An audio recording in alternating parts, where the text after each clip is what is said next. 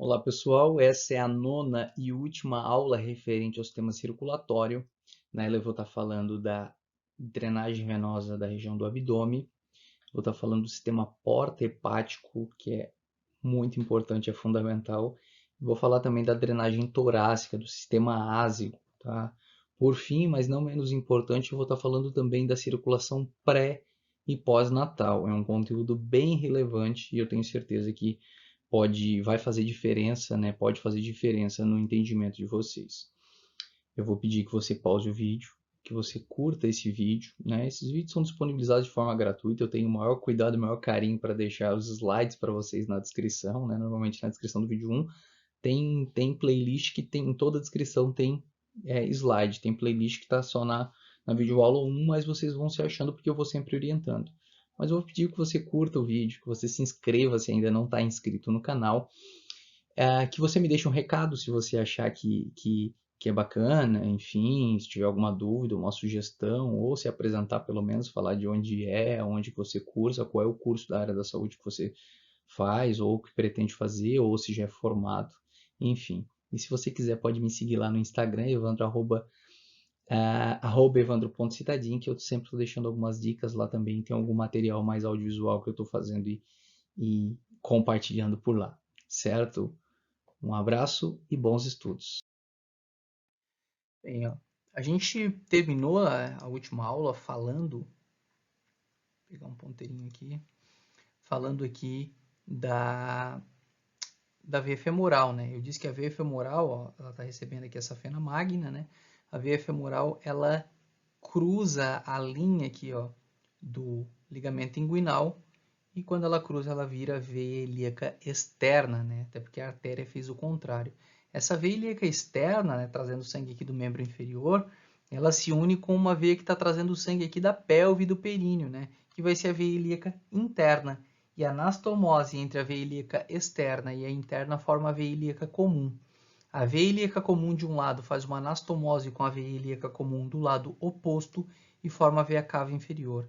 A veia cava inferior sobe, ó, tá, em sentido ao tórax e recebe as veias gonadais. Ó. Na verdade, não recebe as veias gonadais, minto. Recebe a veia gonadal direita. Tá? Veia gonadal direita desemboca aqui, ó, na cava inferior. E a esquerda? Lembram da artéria gonadal, né, que irrigava o testículo, né, ou o ovário, né, depende se é homem ou mulher. Aqui eu tenho a veia gonadal que drena, né, o testículo ou o ovário. A direita desemboca na cava inferior, nessa angulação que a gente vê assim, ó, tá? Agora, a esquerda é essa veia aqui, ó. Ela não desemboca na cava inferior. A veia gonadal esquerda vai desembocar aqui na veia renal esquerda, ó. Assim como da aorta eu tinha a artéria renal, né, uma de cada lado indo, né, levar um volume muito grande de sangue para os rins, eu tenho a veia renal drenando, trazendo esse sangue agora filtrado dos rins, né, para a veia cava. Ó. Então vejam, de um lado uma veia renal desembocando na cava, do outro lado outra veia renal, que está aqui cortadinha, ó, desembocando na cava. A gonadal direita desemboca na cava inferior, como a gente vê aqui, ó. A gonadal esquerda desemboca na renal esquerda, que por sua vez desemboca na cava inferior. Na aula de sistema genital masculino eu vou explicar para vocês o porquê que eu estou falando disso aqui, certo? Então, ó, eu tenho aqui a cava inferior que recebeu, né, a gonadal direita, a renal direita, né, a renal esquerda, né, a gonadal esquerda desembocou na renal esquerda e a renal esquerda desembocou aqui na cava inferior. Ela segue, ela cruza o músculo diafragma e a partir do momento que ela cruza o diafragma, ela chegou no tórax e ela vai desembocar no átrio direito, tá? A gente vai ver já como que isso acontece. Professor, e esses toquinhos aqui? Isso aqui são veias hepáticas, eu já vou explicar para vocês um pouco mais à frente. Mas se vocês notarem, tem algo aqui que não está casando muito bem, porque vejam, eu não apresentei para vocês tronco celíaco dando, aqui ó, o tronco celíaco dando hepática comum, esplênica, gástrica esquerda. Eu apresentei para vocês a artéria mesentérica superior, a artéria mesentérica inferior. Então, onde é que estão essas veias, né, que corresponderiam a essas artérias? Aí a gente não vai ver essas veias desembocando na cava inferior, porque eu tenho um sistema um pouco diferente, vocês já vão entender. Vejam só, a drenagem das vísceras do sistema digestório, estômago, intestino delgado inteiro, tá? Duodeno, jejúnio, ilho, a gente vai estudar esse sistema digestório, e grande parte do intestino grosso, tá? Grande parte, seco, colo ascendente, colo transverso, tá? Colo descendente, só o reto que não, tá? Mas então, ó, estômago, intestino, tá? Vamos considerar o intestino quase como um todo. Baço e pâncreas, a drenagem, tá, dessa venosa desses órgãos não vai ser direcionado diretamente para a veia cava inferior.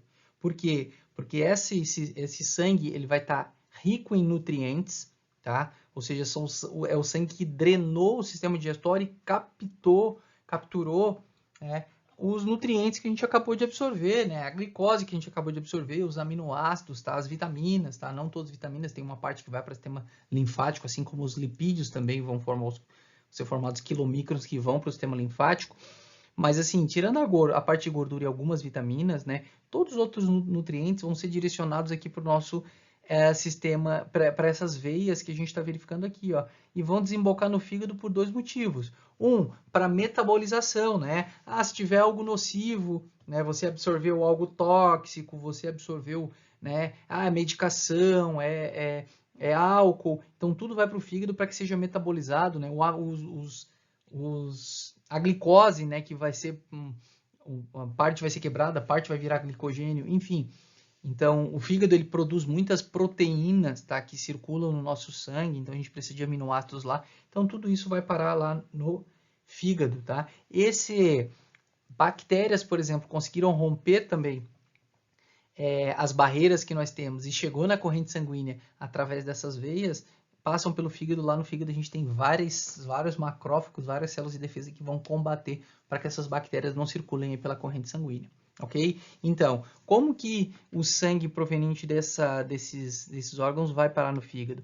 Vejam só, eu tenho aqui várias veias formando a veia mesentérica superior.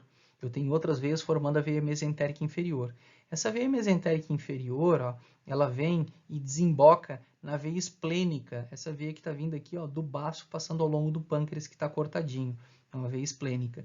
Então, vejam, e a veia esplênica, tá, que recebeu sangue também da mesentérica inferior, faz uma anastomose, se une com a veia mesentérica superior e formam quem? A veia porta, tá? Essa veia porta, ela desemboca no fígado e 75% do sangue que chega no fígado chega através da veia porta. Eu vou explicar isso melhor para vocês quando a gente falar de sistema digestório, tá? Então, o sangue vai ser metabolizado lá no fígado, por quê? Porque de grande parte do nosso sistema digestório, né, como eu falei para vocês, esse sangue coletado vai para a porta. Da porta, o sangue passa no interior do fígado. Aqui é a mesma coisa que eu mostrei para vocês lá. Veio a mesentérica superior, aqui eu tenho a mesentérica inferior desembocando na esplênica, a esplênica fazendo a anastomose com a mesentérica superior, formando a veia porta. A porta desemboca no fígado. Tá? Essa porta vai formar aqui vênulas. Normalmente, professor, mas veias não se dividem, mas aqui é um caso especial. Essa porta vai formar vênulas que vai desembocar em capilares, os capilares vão desembocar lá nos hepatócitos, tá? E aí tem condição de fazer troca ali entre as células do fígado, os hepatócitos e os capilares, né? Os sinusoides lá, os capilares que essa veia formou. E depois disso, esses capilares desembocam em vênulas, que desembocam em veias, tá? Que vão formar aqui, duas ou três, às vezes é duas, às vezes é três, tá? Veias hepáticas. Essas veias hepáticas desembocam aqui na veia cava inferior, e a veia cava inferior, ela está seguindo aqui para desembocar, aqui é uma veia hepática, uma, duas, às vezes é três. Essas veias hepáticas, então, elas levam o nutriente todo, né, para o sangue a veia porta, e a partir daí, esse sangue, ele vai ser direcionado para a cava. Então, do sistema digestório aqui, o sangue não é direcionado diretamente para a cava. Primeiro, ele passa pela porta, pelo fígado, para depois cair na cava. E a cava aqui inferior desemboca no átrio direito. Certo? Agora a gente já sabe de onde que vem a veia cava inferior. Ela vem trazendo sangue dos membros inferiores, da pelve, do períneo, né, do abdômen. Faltou a gente ver somente tórax. E o que eu tenho no tórax? Vindo ainda lá do abdômen, tá, de veias lombares ascendentes, que a gente nem vê essas veias, tá? Eu tenho a formação do sistema ásigo. Do lado direito eu tenho uma veia que eu vou chamar de veia ázigo, conforme vocês estão vendo aqui, ó, tá levando o sangue, tá, em sentido ascendente, recebendo várias outras veias, como por exemplo as intercostais posteriores, essas aqui, ó, mas não se preocupem com elas agora. E do lado esquerdo eu não tenho uma ázigo, eu tenho duas metades de ázigo, a gente chama de hemiázigo daí, ó. No sentido ascendente aqui eu tenho a veia hemiázigo, que ela vem, ó, cruza a linha mediana e desemboca na ázigo, e como vindo, ó, no sentido descendente, eu tenho a hemiázigo acessória. Essa hemiázigo acessória, ou ela pode desembocar na hemiázigo, ou ela pode também cruzar a linha e desembocar diretamente da ázigo. Mas independentemente se ela desemboca na hemiázigo ou na ázigo, todo o sangue, ó, da ázigo, da hemiázigo e da hemiázigo acessória vai ser direcionado aqui para cima através da ázigo e chega na veia cava superior. Chega na veia cava superior, vocês já sabem o destino, né? Átrio direito. Vocês não precisam se preocupar muito com isso aqui, com esse detalhe nesse momento, mas semestre que vem vai ser importante que isso seja reforçado na anatomia do tórax e do abdômen, para vocês entenderem aqui, ó, por que um cirrótico, tá? Por que um paciente com cirrose hepática, tá? Ele vai apresentar algumas manifestações, como muitas vezes varizes de esôfago, tá? Pode ter até hemorragia digestiva alta por causa das varizes de esôfago. Pensa que é o seguinte, ó, se o fígado fibrosa, tá? Ou vai apresentar ascite, por exemplo, acúmulo de líquido na cavidade abdominal por aumento da pressão hidrostática na veia porta. O sangue está subindo. Se o fígado não permite que o sangue siga em sentido à cava inferior, esse sangue acumulado aqui como eu falei, no próprio fígado, ele acumula. Quer dizer, se ele não conseguiu entrar no fígado, ele vai acumular na veia porta.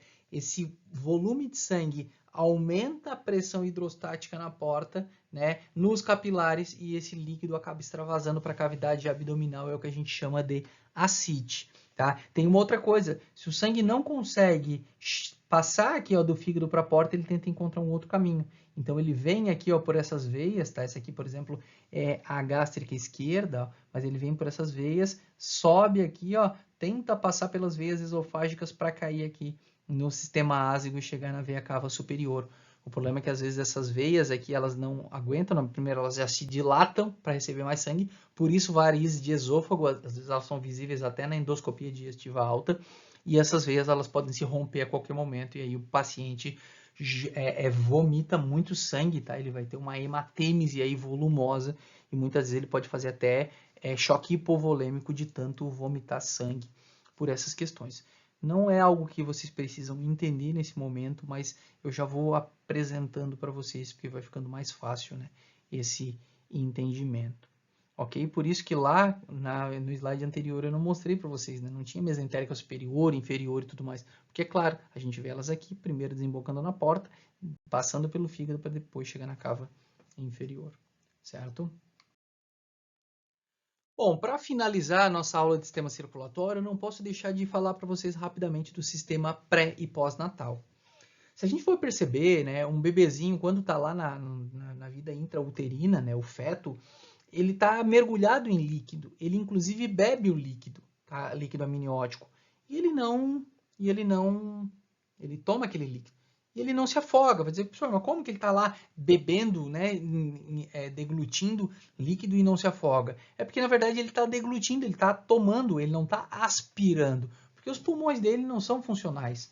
Tá? Não foi aberto, não tem alvéolo ali para fazer troca gasosa. Então, não há problema que chegasse algum líquido nos pulmões. Bom, então como é que funciona a circulação desse bebê se ele não respira, né? Se não faz troca gasosa, como vocês viram que funciona a nossa, não faz aquela hematose? Como que funciona antes, então, do nascimento e como que vai funcionar depois do nascimento? Lembrando, quando você se afoga porque aspirou água, tá? Não foi porque engoliu água. Engolir água não afoga ninguém, né? A gente toma água todo dia. Então, vamos lá. Na vida pré-natal, o que acontece? Ó? Esse é o cordão umbilical, tá? Que está ligado lá à placenta. A placenta ela vai ter uma parte materna e uma parte fetal. A mãe, a todo momento, irriga, tá? Leva sangue, me parece que é de 3 a 4 vezes por minuto a mãe substitui o sangue que está lá na placenta, tá? Por um sangue novo.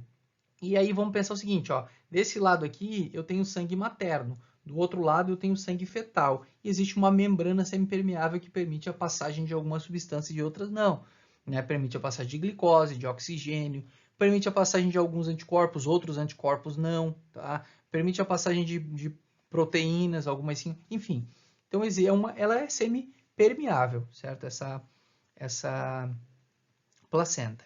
E, olha só, a mãe nutre, então, jogando o sangue novo e tirando aquele sangue, jogando o sangue novo. E esse sangue rico em nutrientes, né, oxigênio, glicose e tudo mais, né, não o sangue, mas os nutrientes transpassam a placenta e se diluem aqui no sangue fetal. Esse sangue fetal, agora rico em nutrientes, vai ser direcionado através de uma veia, tá? É uma única veia, essa que está em vermelho aqui, ó. A veia umbilical, você vai dizer, professor, mas peraí, não é um sangue rico em oxigênio? Por que a veia? Sim, é por uma veia, a veia umbilical. E essa veia umbilical, tá? Que é a única, está no cordão umbilical, ela leva o sangue lá para o fígado. Tá? O sangue entra no fígado por essa veia umbilical e, ó, através de capilares aqui, né? Porque daí o fígado do feto ali ele já funciona, já metaboliza, tá? Funciona e funciona bem. E, olha só, não faz tudo que o fígado de um adulto faz, né? Mas metaboliza bastante coisa, produz as proteínas fetais e tudo mais. Mas vejam, ó, parte do sangue vem aqui, ó, e cai nas veias hepáticas, parte do sangue vem, ó, por esse ducto chamado de ducto venoso, tá? E vai para a cava inferior.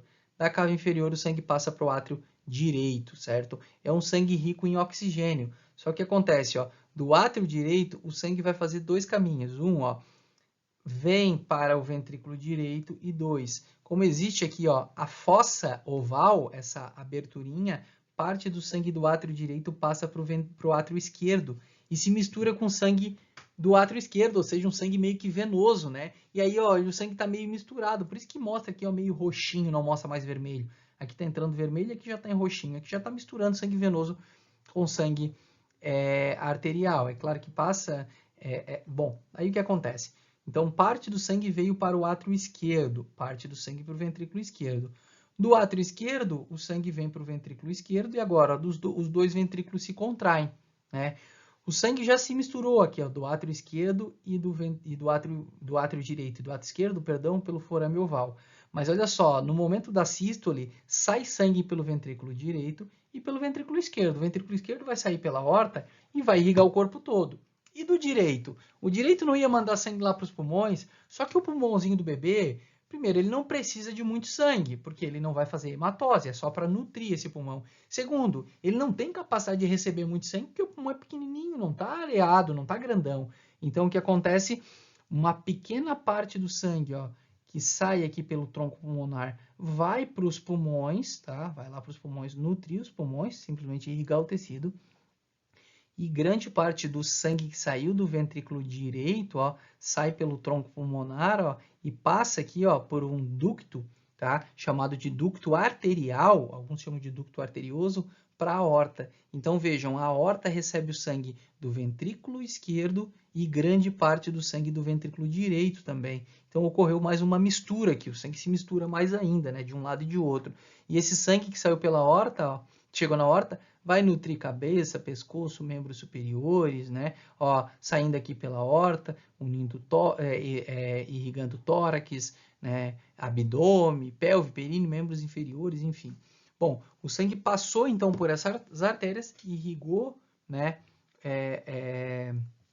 O corpo todo e através aqui, ó, da artéria ilíaca interna, tá? Surgem, ó, duas artérias umbilicais, essas artérias que nós vemos aqui, que traz esse sangue novamente, ó, lá para o cordão umbilical e para a placenta, ó, essas artérias umbilicais, para que esse sangue seja renovado. Então veja, ele entra no corpo fetal através da veia umbilical e sai, ó, volta para a placenta através de duas artérias umbilicais. Então, se a gente cortar um cordão umbilical, a gente encontra três vasos. A veia, que está levando sangue rico, né, para o corpo do feto, e rico em nutrientes, né, e duas artérias levando sangue pobre em nutrientes e rico em excrementos, né, os resultados do metabolismo que o corpo do feto não vai mais utilizar, incluindo o CO2 aí, né, e outros resultados do metabolismo que vão lá para o corpo da mãe, para a mãe excretar, porque o feto não tem condição de fazer isso, né? Bem, no momento do nascimento, o que acontece? Bom, tem que mudar muita coisa, né? A partir do momento que a gente nasce, o pulmãozinho infla, ó, a gente começa a respirar, né, pela primeira vez, e naquele momento, tá, já começam as mudanças. Elas vão, para consolidar mesmo, demora alguns dias, mas assim, as mudanças iniciam no primeiro instante, tá? O primeiro chorinho, essas mudanças já aconteceram. Bom, olha só, o que era veia umbilical aqui, ó, obliterou, não passa mais sangue e vira o ligamento redondo do fígado.